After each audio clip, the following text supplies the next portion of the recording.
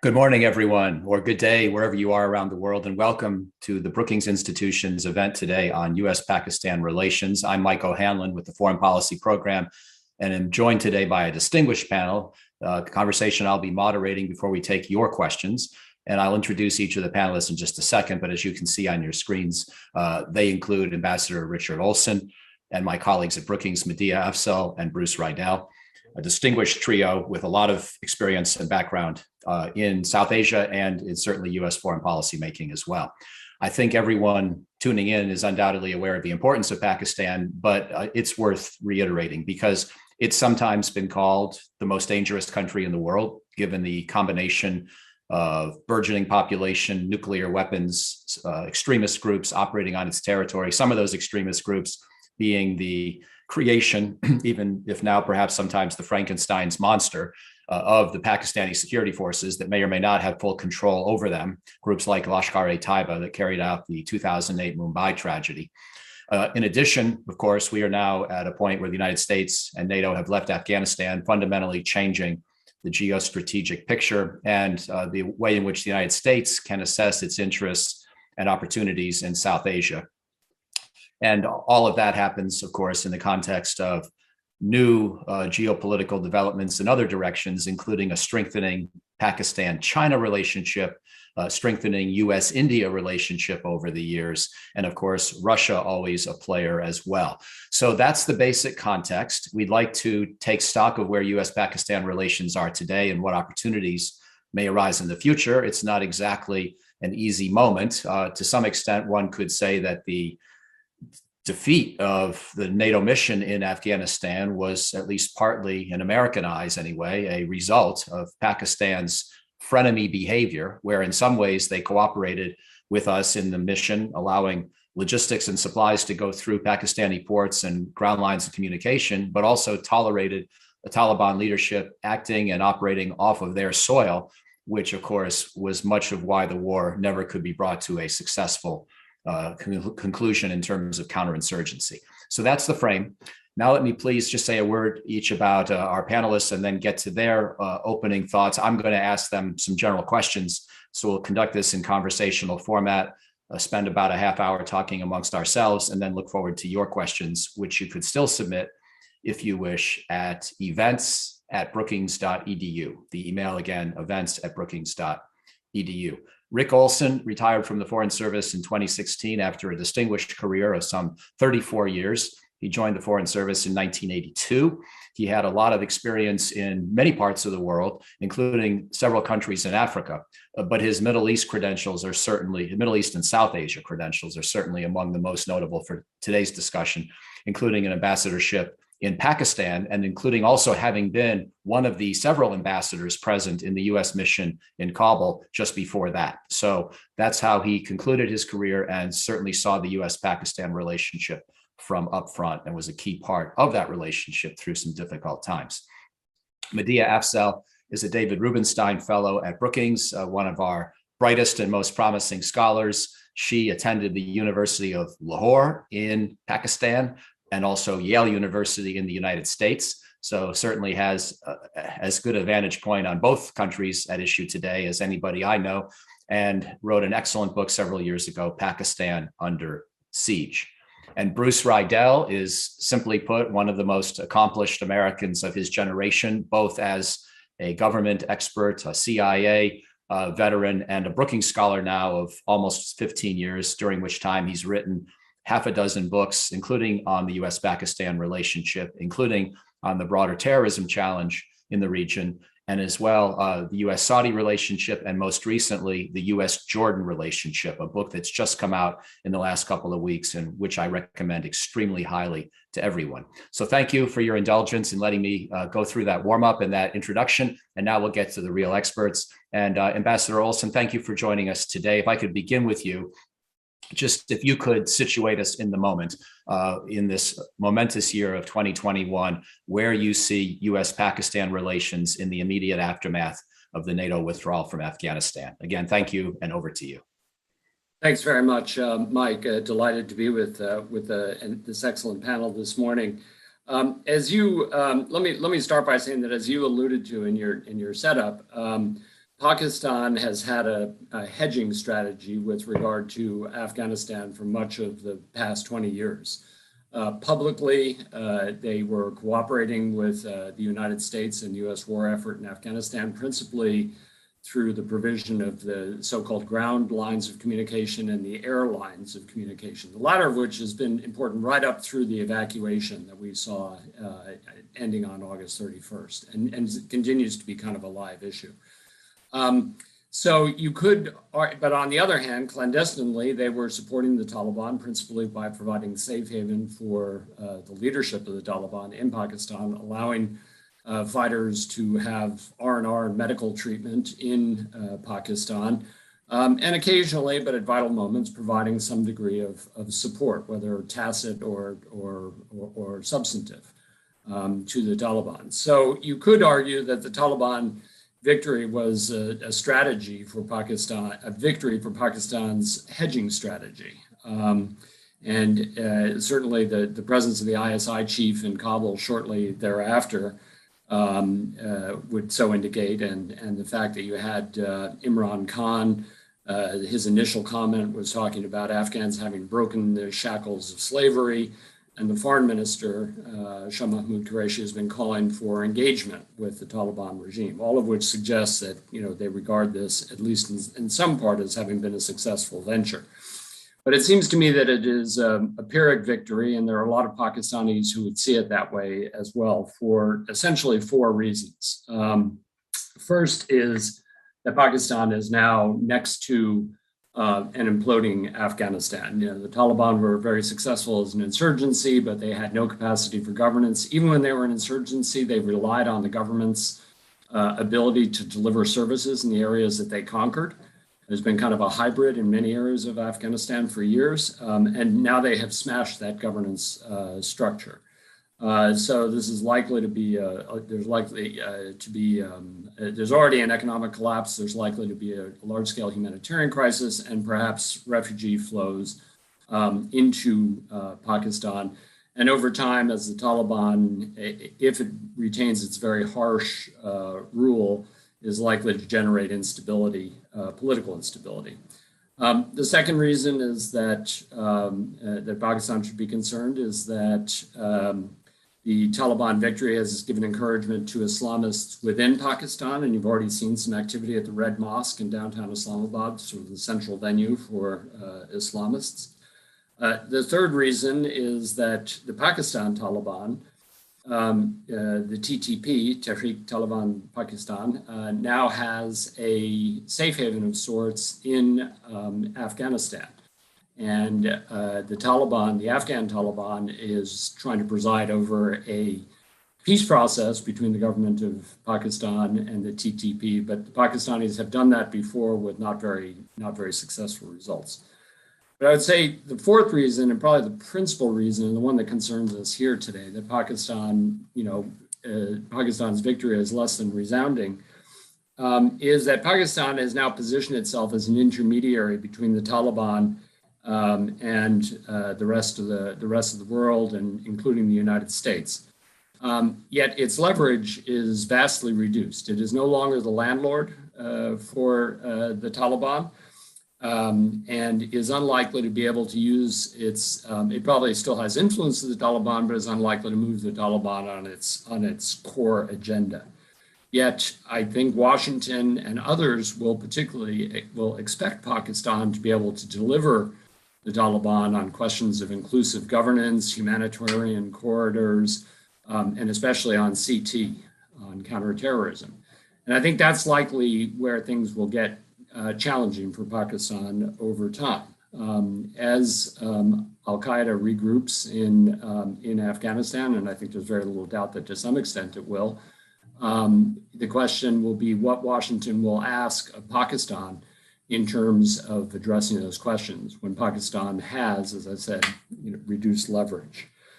So the bottom line is that I think Pakistan would like to be done with Afghanistan. They'd like to be done with their forever war, which is more forever than ours. But I think Afghanistan is likely to dominate their relations with the U.S. and the international community for some time to come. So why don't I stop there? Outstanding. Thank you very much for framing the situation so concisely and cogently. And now, Medea, over to you. And I know that in addition to speaking to the same general question of where we are at this moment, you'll be bringing in some other considerations about how Pakistan's doing, its own domestic and broader regional challenges. And so the floor is yours, my friend. Thanks, Mike, and thanks to Ambassador Olson for opening us up with these remarks. I'll start off with where U.S. Pakistan relations stand, but before that, I think Pakistan, in many ways, as Ambassador Olson said, has long sought a strategic depth in Afghanistan, and it may have come closer to achieving that long sought strategic depth in Afghanistan, but it is not going to be a simple outcome for Pakistan, and it's already seeing that. And the first reason, in my mind, is the issue of terrorism and extremism within Pakistan, and specifically for Pakistan, the rise of the TTP, the resurgence of the TTP. There were prisoners, TTP prisoners that were released by the Afghan Taliban in August across Afghanistan, and they've increased their attacks in Pakistan's western areas on Pakistani security forces already. But this goes beyond that to other militant and jihadist groups and fundamentalist groups that may not even be violent, but more to an extremist mindset in Pakistan. And I can talk about that a little bit later as I talk about domestic issues. But I think Pakistan's relationship with the US now, post-Afghanistan, really just stands at a precipice. And this is a relationship that matters greatly to Pakistan. And I'll sort of detail or lay out the relationship as it stands now, 2 months now after the fall of Kabul. I think the mood in Washington, as we've seen over the last few weeks, is to figure out what went wrong in Afghanistan. And the role of Pakistan has come up repeatedly in congressional hearings with General McKenzie, General Milley, Secretary Blinken. They've been asked questions about the role of Afghanistan, and they've said the role of the Taliban sanctuary in Afghanistan, and they've said the role of Pakistan needs to be looked at. There are a number of Republican senators, 22 to be exact, who have proposed a bill saying that the role of Pakistan needs to be looked at and a report needs to be written on this. And they've proposed sanctions on the Taliban regime and any governments that have supported the Taliban regime. Pakistan is alarmed at this bill. I think overall in Washington, which has had reasons because of the ground lines of communication, because of the airlines of communication, because of Pakistan's cooperation on counterterrorism issues, to gloss over Pakistan's sanctuary for the Taliban, now there's less reason to look away. And so that will be examined. Pakistan, of course, wants a broad-based relationship with the US. It would like nothing more than to turn the page on Afghanistan. It says, and it's repeatedly said, it wants a relationship based on geoeconomics, on trade, on regional connectivity. But the US has not shown that it's interested. Certainly the Biden administration has not really shown that it's interested. And the relationship continues to be defined almost exclusively by Afghanistan. It's been the topic of discussion in a lot of interactions that have been happening between Secretary Blinken and Foreign Minister Shah Mahmood Qureshi, who had their first meeting on the sidelines of the UN General Assembly just last month. The meeting focused almost exclusively on Afghanistan. CIA Director Bill Burns has visited Pakistan twice over the last few months. The two national security advisors have met. But sort of amid all this interaction is the glaring lack of a phone call between President Biden and Prime Minister Khan, which is somewhat inexplicable at this point, 9 months into the Biden administration. What America wants from Pakistan, up till August, was that Pakistan should put pressure on the Taliban to come to a peace deal with the Ghani government. That did not come to pass. The Taliban instead adopted a military strategy and took over. Now, Washington still wants Pakistan to put pressure on the Taliban to make their government inclusive, to have some concessions on women's rights, on girls' education, on human rights. And it also wants for Pakistan to not recognize the Taliban government, which Pakistan has not. But as Ambassador Olson also noted, Pakistan has concertedly been making the case for engagement with the Taliban, for the world to engage with the Taliban. And it's in a way sort of that it's proposing a more unconditional engagement than the US would want. I think the other thing the US is looking for is still over the horizon counterterrorism cooperation, something that's become more important post-August. And I think we can look at Director Burns' visit last month to Islamabad in that light. And General McKenzie also alluded to the airlines of communication, ground lines of communication, and their future in his congressional testimony. So I don't think, while the mood in Washington is grim, I don't think Pakistan gets cut off completely, not yet, because Washington still needs it for these couple of reasons I outlined. But I think there will be limited engagement with Pakistan, and will be based almost exclusively on Afghanistan. I'll just note a couple of things. One is the role of China. Pakistan's, of course, really close relationship with China doesn't really help it maintain, the kind of relationship it wants with the US. Pakistan has said that it doesn't want these two relationships to be zero-sum, but when the US is looking to its partnership with India, its relationship with India to counter China, Pakistan's close relationship with China doesn't really stand it in good stead. I will also note Deputy Secretary of State Wendy Sherman was in Pakistan last week, just after a trip to India. And in India, in an interview, she said that the trip to Pakistan was for a very specific, and I'm quoting here, a very specific and narrow purpose. We don't see ourselves building a broad relationship with Pakistan. And she was more diplomatic while in Pakistan, but may have somewhat undiplomatically in that interview in India given away where the Biden administration truly stands on Pakistan. I think my final point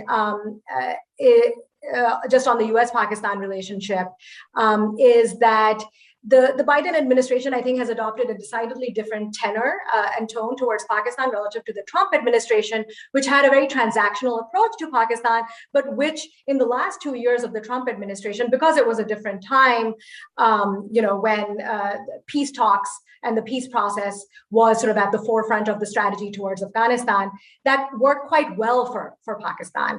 And Pakistan is really, sort of feeling certainly the cold shoulder when it comes to the Biden administration. And perhaps we can go to Bruce now, and I can come back to the question of the domestic situation after that. Great, let's do that. And Bruce, over to you. I know this is a pretty sober and not particularly hopeful assessment of where U.S.-Pakistan relations stand that we've just heard from Medea. How do you feel about it? And is there an opportunity to avoid such a cold, limited relationship at this juncture in history? Yes, thank you, Mike, and thank you for that very kind introduction. I agree with Ambassador Olson and the situation is blue. Unfortunately, I think that's missing something. I think we actually have an opportunity in U.S.-Pakistan relations today, really an opportunity that we haven't had in more than 4 decades. Since Christmas Eve 1979, when the Soviets invaded Afghanistan, our policy towards Pakistan has been fixated on fighting wars in Afghanistan. First, the war against the communists and the Soviets, then the war against Al-Qaeda, and then the war against Al-Qaeda and the Taliban. For 40 years, the imperative in U.S.-Pakistan relations has been to keep the air and land and sea corridors open to get supplies to Afghanistan. Karachi was in many ways the key to America's ability to fight wars in Afghanistan, both in supplying the Mujahideen and then in supplying the NATO forces. We now have an opportunity. We don't need Karachi. We don't need to supply forces in Afghanistan. Whatever you think of how we got to this point, the reality is we're in a new world.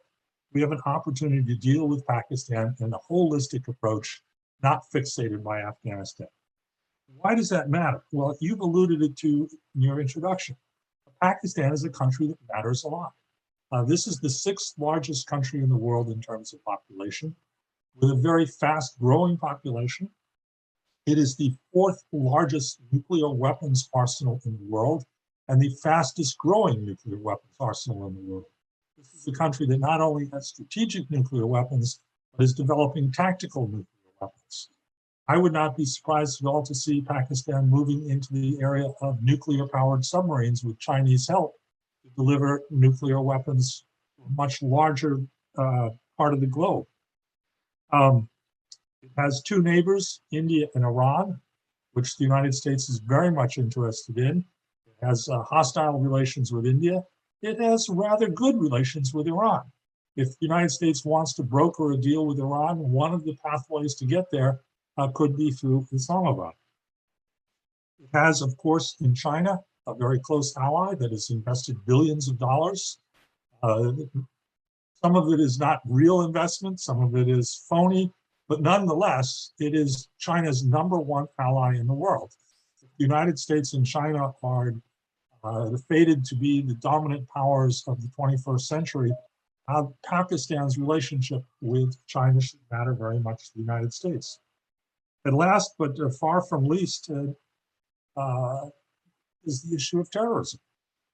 Pakistan is the home to numerous terrorist organizations, Lashkar-e-Taiba, Al-Qaeda in the Indian subcontinent. Let's not forget where we found Osama bin Laden 10 years ago.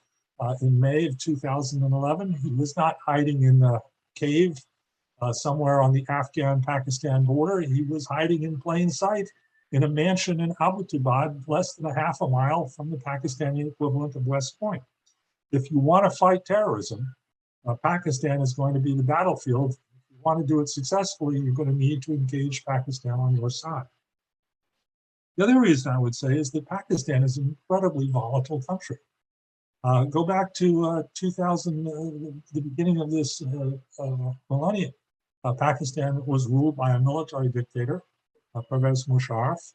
He was gradually brought down by popular demonstrations and sent off into exile. The leader of the opposition, Benazir Bhutto, was assassinated. Actually, it was the 2nd attempt on her life.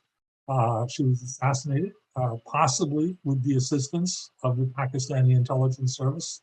There's still a lot of question marks about that.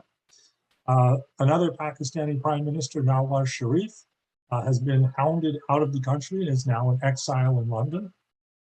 This is a very, very volatile political atmosphere. Who's in today could easily be in London tomorrow or Dubai. It's also a country with one of the largest Shia minorities in the Muslim world.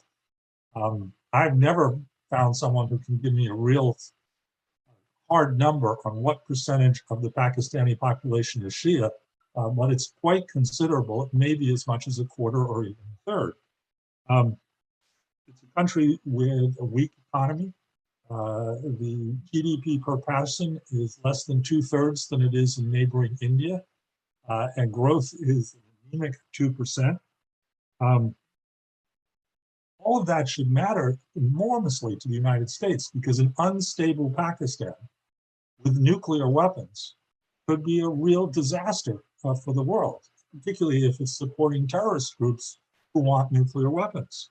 Let's remember that Pakistan has not only developed its own nuclear weapons arsenal, but it has been a proliferator. It has been the #1 proliferator of nuclear weapons to other countries. We've just had the passing of A.Q. Khan this week, the man who basically gave Libya an entire nuclear weapons kit.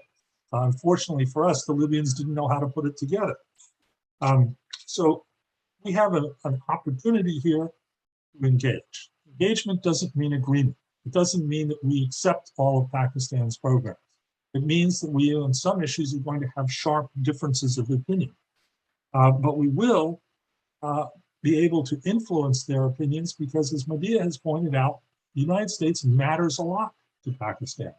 They need our support in the World Bank and the International Monetary Fund and other places. The United States has leverage. It has been constrained from using that leverage for 40 years because of the wars in Afghanistan. It now can use it. And let me say two more points. Worst case, I think it's a very realistic worst case, is that the Pakistani generals will say to themselves in the next 6 months, we've now defeated two superpowers, the Soviet Union and the United States. It's time to now move on to the real enemy, and that enemy is India. And we need to increase tensions in Kashmir to force the Indians to withdraw from Kashmir. India is not going to withdraw from Kashmir. But we could rapidly see a situation develop in which two nuclear-armed countries are on the brink of war. The last thing I would say is I've followed U.S.-Pakistan relations for the better part of a half century. One thing does not work: sanctions. Sanctions will not work. Sanctions will be counterproductive. It may make you feel good to sanction Pakistan. Cutting off supplies of F-16s may make you feel really warm and fuzzy, but it isn't going to change Pakistani behavior. We have an opportunity. We should seize it. It doesn't mean falling in love. It means having a real working relationship with Pakistan, and that needs to start with Joe Biden calling Imran Khan. Thank you, Bruce, for that excellent discussion. And now I want to go in reverse order back to Medea and then Rick to ask about Pakistan. And Bruce got at some of this too in terms of the demographics, the economics, the politics. One happy note, Bruce, I think you're the one that underscored this to me a few years ago when Pakistan actually did start having peaceful transitions of civilian rule, which we shouldn't lose sight of in the context of all the problems. So that's one hopeful sign. But Medea, I'd love to get your overall sense, and then yours, Ambassador Olson, about the state of Pakistan today, and then anything you might want to add, sort of one or two big policy ideas that the United States could consider that might speak to Pakistan's needs and perhaps help begin to rebuild the relationship if you think that's appropriate. So Medea, over to you first, please. Thanks, Mike. I'll just touch on a few items. I think, Pakistan, as Bruce mentioned, it's a large country, it's a diverse country. It's a country that, with all of its problems, holds a lot of promise as well, especially in its youth, in its tech sector, which pales in comparison to the tech sector in neighboring India, but still is blossoming. So there's a lot that we could talk about, but I'll touch on four things. The first is civilian military relations. Pakistan's favorite pastime is to talk about this, and nothing really quite gets the rumor mill flowing in Islamabad like a purported rift between Imran Khan and the military, which I'll point out, and speculation is rife this week, that there is a rift over the appointment of the DG ISI. But it could well be that this comes to pass, but I'll point out that speculation has gone this way before, but this government has shown a remarkable ability to stay on the same page as the military. Imran Khan and General Bajwa, who's on a 3-year extension that is set to expire next November of 2022, work quite well together. They say repeatedly that they're on the same page, and we'll see if they continue to remain on the same page after this sort of round over the appointment of the DGISI. But I think Imran Khan might well be the first prime minister to complete a 5-year term in office. In the previous transitions that have happened from a civilian government to another civilian government through elections, the prime ministers were not able to complete their full term in office.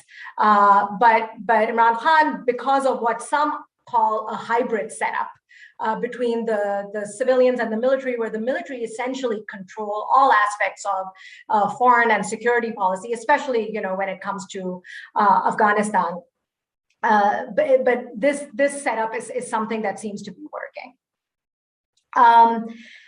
So that's the first point I'll make. The second point, something very worrisome, is that the government has initiated talks with the TTP, the Tehreek-e-Taliban Pakistan. Now, as we mentioned, they've increased their attacks in recent weeks, and Imran Khan announced that the government has secretly begun talks with at least some factions of the TTP in Afghanistan. But I should point out that this was without taking parliament into confidence, and that peace talks that occurred 7 or 8 years ago between 2013 and 2014 and the Nawaz Sharif government failed miserably. This government has shown no interest in countering the narratives of extremism. It has often blamed the TTP's attacks on elements within Afghanistan as well as India. The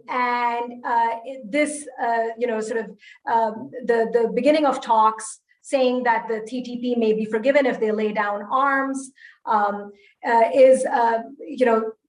is something that is akin to basically giving in to extremists without tackling any of the root causes of extremism that I spoke about and I wrote about in my book. So it's shown no indication that it understands those root causes or that it wants to tackle them in any way.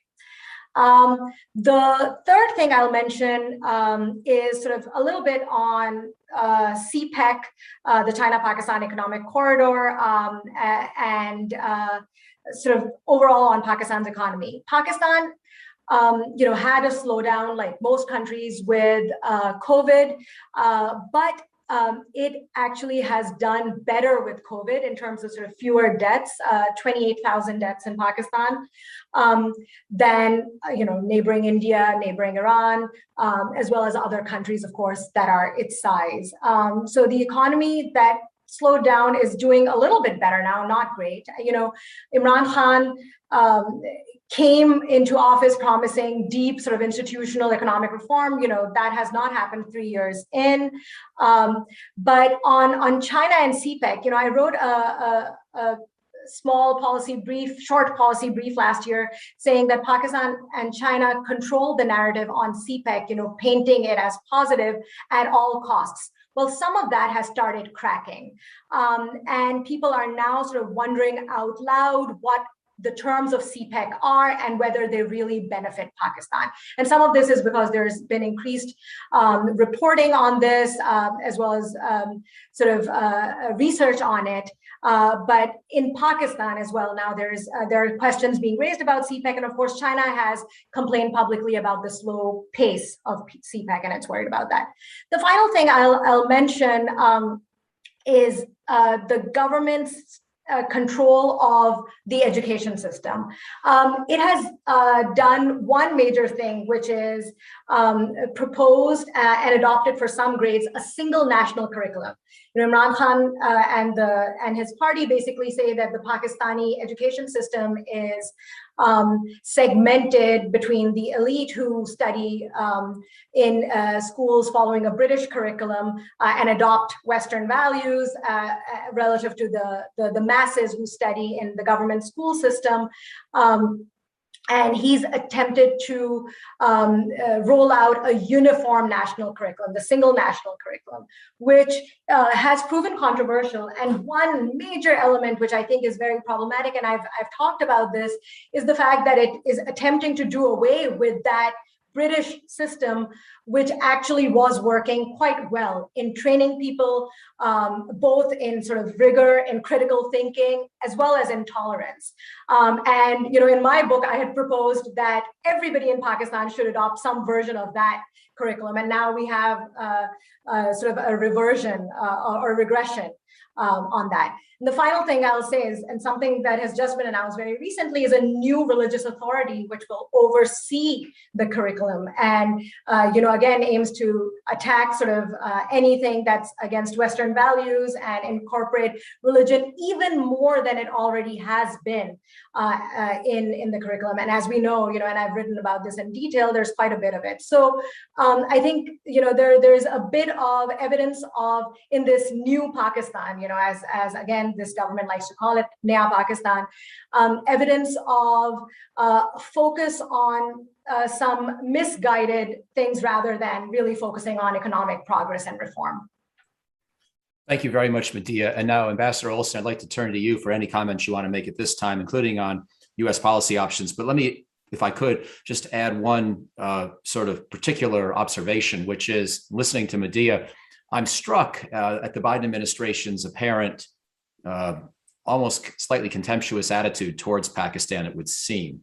And am I right in thinking that, and this is all speculative, but President Biden just sort of got sick of this part of the world? I mean, his decision to pull out of Afghanistan pretty abruptly, and his frustration with the Afghan political class, and now his frustration with Pakistan, seem to be all conflated into a general sense of, I just want to forget about this part of the world. I realize we didn't bring you on here to be an armchair psychologist for President Biden, but to the extent you have any insights about where this administration might be and whether that is a productive way to look at South Asia or potentially a hazardous one. Over to you, please. Yeah, well, thanks. Well, let's deal with that that part first. I mean, I think that yes, there is a great deal of AFPAC fatigue throughout Washington, and I think that one thing that's interesting is that Secretary Blinken, when he was up on testifying on the Hill last week, promised a Pakistan policy review. And my guess is that that will, in the way of interagency policy reviews, probably call for continued engagement, you know, with Pakistan and Afghanistan, perhaps through Pakistan. But I do think it's safe to say right now that, you know, I spent 34 years in the State Department, so forgive me for a little bit of inside baseball State Department speak, but I think where Pakistan is destined to wind up is as a sixth floor problem rather than a seventh floor problem. The seventh floor being where the secretary and the undersecretaries reside, and the sixth floor where the assistant secretaries, especially for regional affairs, reside. So I think Pakistan is going to be a sixth floor problem rather than a seventh floor problem, and not a White House problem. That's my guess how it's going to wind up. And the venue matters perhaps more than the actual content of the strategy. But let me take a step back here, because I really want to talk about the strategic significance of what the Biden administration has done. The justification that President Biden offered, apart from the sort of, you know, the specifics of the situation in Afghanistan and the inheritance he received from the previous administration with regard to Afghanistan, his strategic justification was to carry out the pivot to East Asia, long promised and long delayed. And what that means is that the focus for the U.S. in the region is going to be Indo-Pacific strategy. That means, as we all know, an enhanced strategic partnership with India, not necessarily at the expense of Pakistan, but in the real world, choices will be made. And the fact is that there will be a cost to expanding our strategic partnership with India to maintaining a relationship with Pakistan, especially if Bruce is correct in his assessment that Pakistan may now shift to Kashmir and after the victory in Afghanistan. So, you know, what that suggests to me is that Pakistan is on the wrong side of the pivot from the perspective of Washington. And it is particularly the case because Pakistan is de facto an ally of China, one of about three in the world. I mean, it's right up there alongside North Korea and Myanmar. Never a formal ally, but it is very much aligned with China and has been for a long time. And as Medea pointed out, China is pumping a lot of assistance into Pakistan under the CPEC, at least 60 billion. So, to the extent that U.S. foreign policy is now framed by strategic competition and not by counterterrorism. Again, counterterrorism, I think, is going to be important with regard to Pakistan. I agree with Bruce on that, but it's going to be a sixth floor issue, not a seventh floor issue. And I think that that is going to be the strategic frame in which Pakistan is going to be evaluated going forward. Now, you asked if there were some specific policy thinking that could be done. I mean, Pakistan's answer to all of this essentially is geoeconomics, that we should focus the relationship between the United States and Pakistan. Pakistan should focus its external relations in general on economics rather than geopolitics and military issues. The problem for the U.S. is there's not much content there. While the U.S. is the main export market for Pakistan, I think Pakistan is like the 59th market for us in terms of exports. It's negligible in terms of our own exports, and it's still a challenging environment for U.S. and international firms to invest in. So I think, just coming back to one of the things that Bruce mentioned, we do have a lot of potential leverage in various international economic fora, World Bank, IMF, and especially now the Financial Action Task Force, which has been very successful in getting Pakistan to clamp down on some of the Eastern-oriented terrorist groups, although remains to be seen how long that will last. I think the focus then should be for the U.S. to let the IMF and the World Bank be unencumbered in their advice to the Pakistani government and, frankly, their conditionalities, so that some of the underlying economic weaknesses of the Pakistani economy can be addressed, and that would allow geoeconomics to become a more serious proposition in terms of building a foundation for the U.S. relationship with Pakistan over time. So why don't I stop there? That's fantastic. So we've got about 20 minutes to go, and we've got a lot of audience questions, which I'm going to now try to group and then pose collectively to the panel. And maybe for this first group, we'll go in the original order of Rick, Medea, Bruce, and then maybe change it up. So the first set of questions really has to do with regional relationships, and you've all touched on them already. But there are some questions that want to ask you to sort of bore down a little more deeply on Pakistan, China, Pakistan, India, maybe even Pakistan, Iran, and the Russia dimension, and really explore any opportunities for U.S. policy, which I think Bruce Rydell had alluded to earlier, some opportunities by which we could try to either take advantage of or weaken some of these relationships, depending on how they affect us. And this will probably work best if each of you focuses on one or two of the key countries, and that way complement each other's answers. So that's a batch of about 6 or 8 questions we got from the audience that I'm condensing into that one. And if we could start, please, Rick, with you. Thanks, Mike. So let me just try a couple of these. First of all, on Pakistan and China, I think the key takeaway for the U.S. Here is: are we going to, in some sense, attempt to compete with China for Pakistan's affection, if you want to put it that way? I think that would probably be a bit of a mistake. I mean, China has much greater resources that it's made available. Something like $60 billion plus dollars for CPEC versus the total U.S. Civilian assistance, which was under $10 billion. Although ours was grant, and the Chinese is primarily debt. But I think it would be a mistake to try to compete directly in that area. But the U.S. does have some advantages. It has great soft power still in Pakistan, I would say. I mean, most, certainly amongst the political elite, they all want to have a house in the U.S. And send their kids to American schools and have one of their kids have an American passport. So, that's something that we can play on. And I would think that we want to maintain the educational exchanges, both on the military side with IMET, the military education program, but on the civilian side as well. We've historically had a large Fulbright program, and I think we should continue to maintain that. That's our real forte. On Pakistan and Iran, Bruce mentioned the intriguing possibility of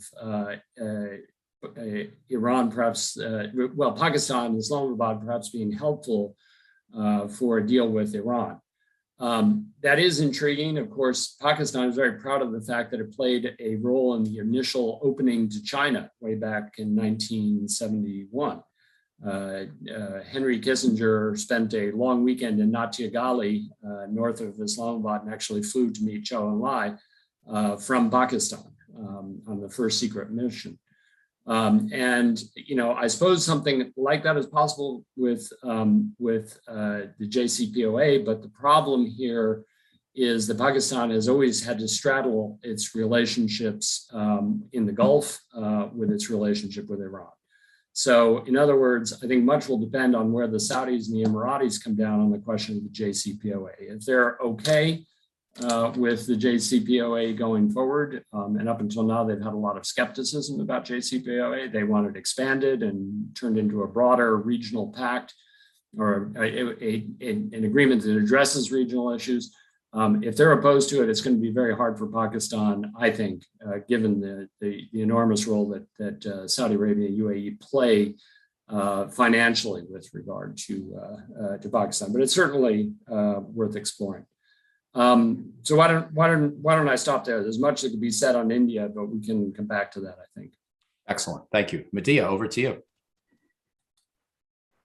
Thanks.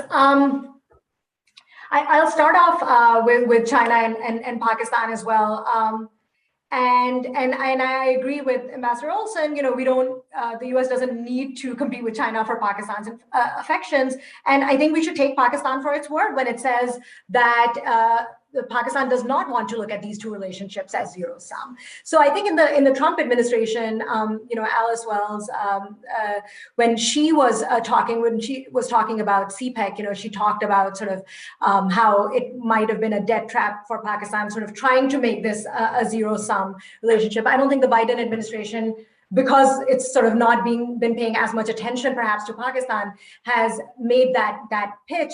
And I think, as I mentioned, the sheen of CPEC is wearing off a little bit in Pakistan. And the China-Pakistan relationship, while overtly and ostensibly extremely close, and often, talked about in very flowery language in both countries, is not seamless. China, for instance, is quite worried about the security situation in Pakistan because it impacts Chinese investments in Pakistan, including and as well as Chinese workers who are working in Pakistan. The TTP has been attacking Chinese workers and Chinese investments in Pakistan, and so that's a worry. And again, on the terms of CPEC, that's a worry. So that's something that we can explore as the U.S. and invest in Pakistan. Right? Doesn't need to be at the same level as China, but any investment would be appreciated. And here I'll turn to a point on sort of the U.S. Pakistan relationship. I think in some ways, the onus is really on Pakistan to do more. And Pakistan dislikes this term, do more. But here I don't mean do more on Afghanistan, do more on security, but I mean do more on the geoeconomics, because Pakistan has been offering up geoeconomics as its sort of catch-all favored phrase, but it needs to offer something more than words. And again, Ambassador Olson alluded to this, it needs to offer up real economic incentives for the U.S. to invest. And again, this is easier said than done, and it requires sort of the hard work of sort of economic reform and to make an investment climate hospitable to the U.S. But that's something on which it can work. And if it offers the U.S. real economic incentives, I don't see why America would look away. The third thing, I'll just pick up and make a quick point on the Iran angle. Before Pakistan had started this geoeconomics pitch, it was making this sort of foreign policy pitch for itself. This was sometime last year.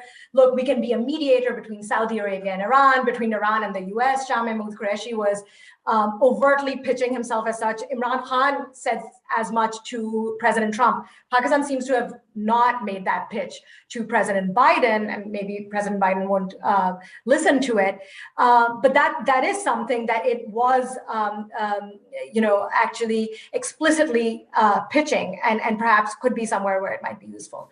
Final point on India. I think the mood in Pakistan is not to do more when it comes to India in terms of improving the relationship until there's something that's done about the August 5th, 2019 change on Kashmir's autonomy. Any moves that were made on sort of reinstating trade with India have been blocked by political parties within Pakistan, including the ruling party, because of the strong sentiments that Pakistan's politics and public opinion has over Kashmir.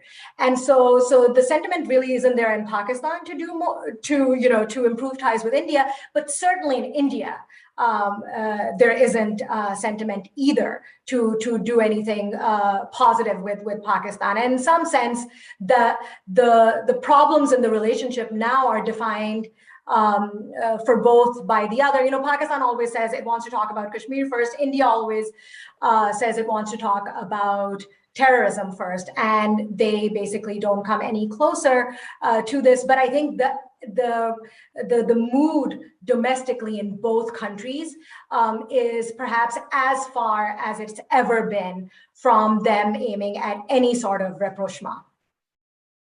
Well, that's unwelcome to hear, but appreciate your honesty and bluntness.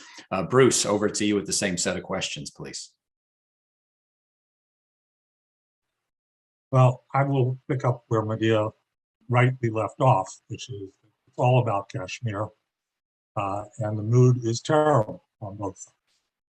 And in some ways, Imran Khan is the most anti-Indian Pakistani politician in high office that I would say we have ever seen. But we can also take a realistic look at the Indians. Medea alluded to the 2019 decision to strip Kashmir of its special status. That was not helpful. Certainly did not help to build a Kashmiri sense that they had a rightful place in India. The Modi government has become increasingly Hindu-centric. That's, of course, what it was elected on. But in practice, that has meant the growth of Islamophobia in India today.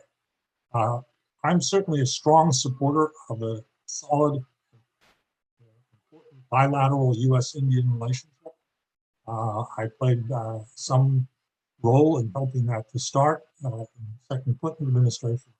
But I don't think that means that we turn a blind eye to some of the things, some of the policies that India has pursued.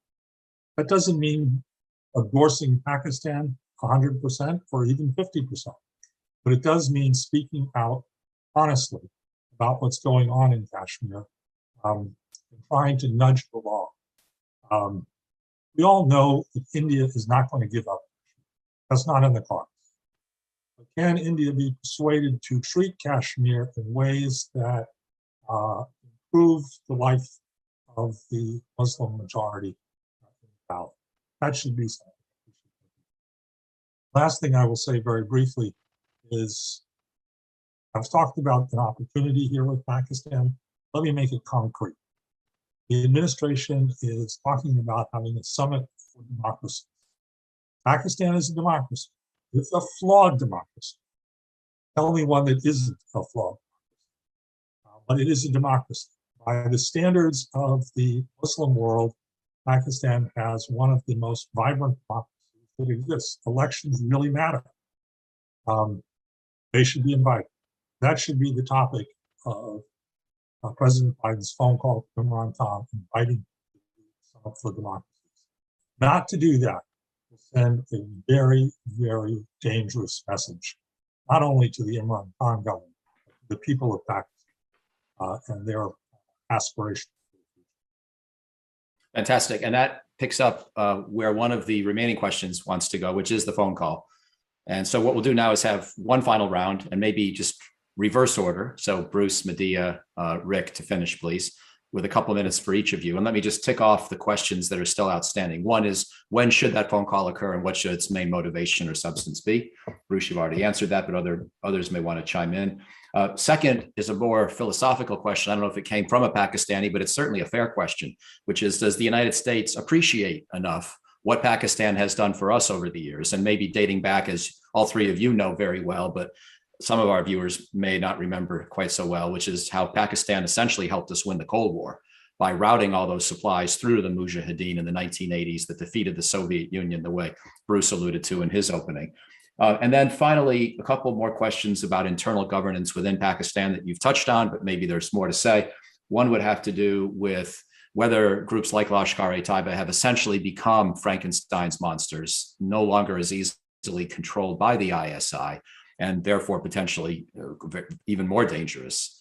And then a related question, although again, you've been touching on it, is the state of civil military relations in Pakistan today, and irrespective of explicit and specific personalities, is there a general trend line towards greater civilian control of the military, even if that's a slow process that certainly hasn't yet reined in the ISI altogether under proper civilian authority, as we would define it perhaps in this country? So that's a lot. I don't expect each of you to answer all four, but a couple of minutes each, please, starting with Bruce. Certainly. I've already said what I think the president should talk about, an invitation to democracies. But he should also talk about Afghanistan. If we want to get out more of our allies and friends in Afghanistan, and rescue them, well, the only place you can rescue them from is Pakistan. Pakistan's involvement will be crucial. Particularly if we're not going to have a direct dialogue with the Taliban, we will need Pakistan's support. Terrorism. We talk a lot about over the horizon. Well, the horizon here is Pakistan. If you want to fly drone missions to target terrorist camps in Afghanistan or in the Afghan border, you're going to have Pakistani approval. Otherwise, they will just simply shoot them down. And they would have every legal right to do so.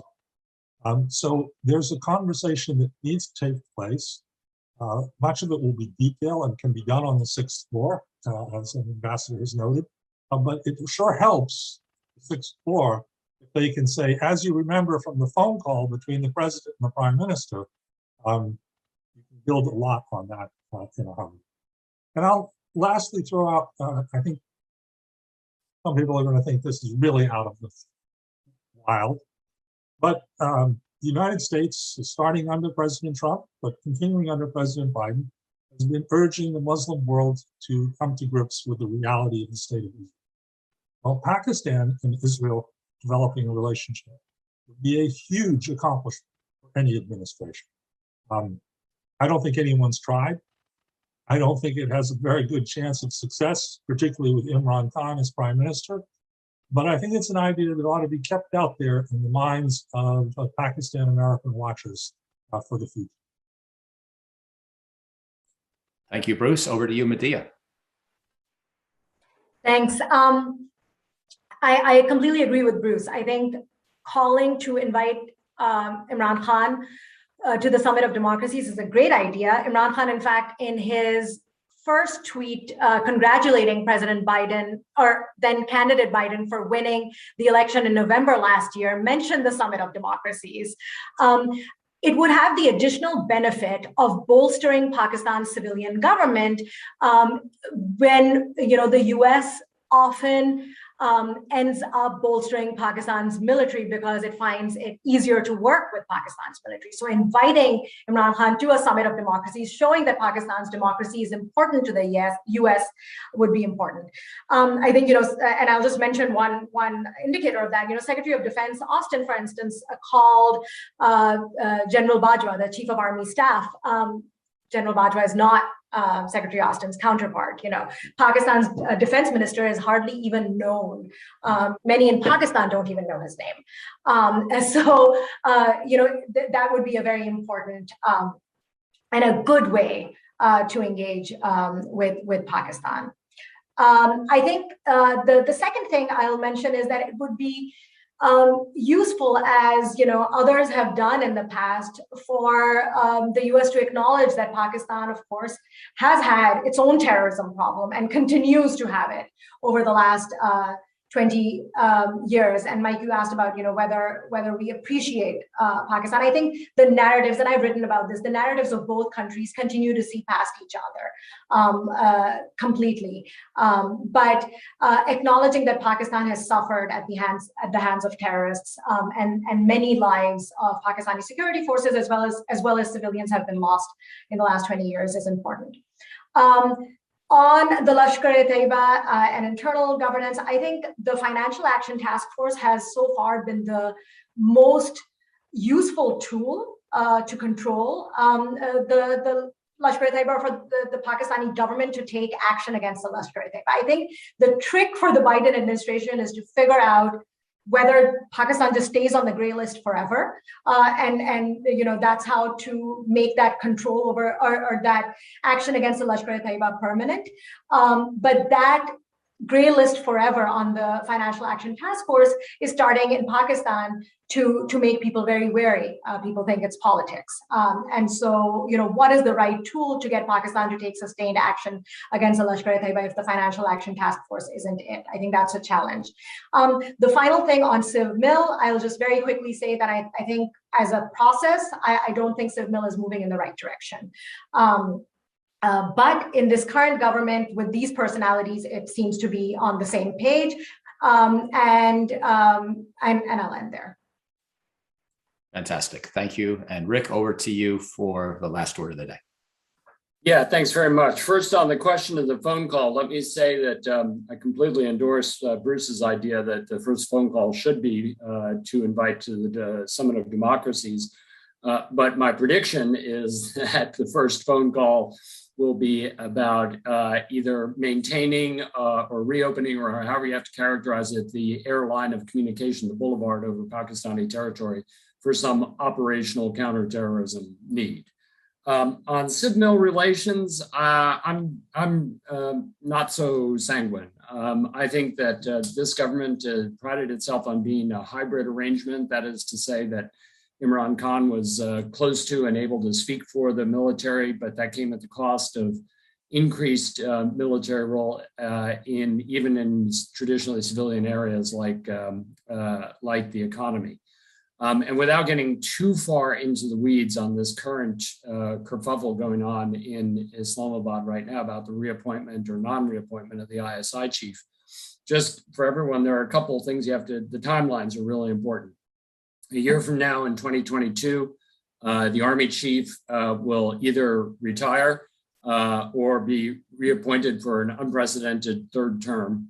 And then in May of 2023, Imran Khan's government will be up for re-election, assuming Imran survives through, which I agree with Mehdi Broad will. So that's the timeline that people are looking at. And the current ISI chief needs to have a core command in order to be considered for promotion to the Army chief. That's what this issue is all about. Whether or not Fayez Hamid is actually given a core command, which makes him eligible to replace Bajwa, or whether Bajwa is going to be extended. So, it'll be very interesting to watch this over the course of the next year. And I'll stop there. Thanks.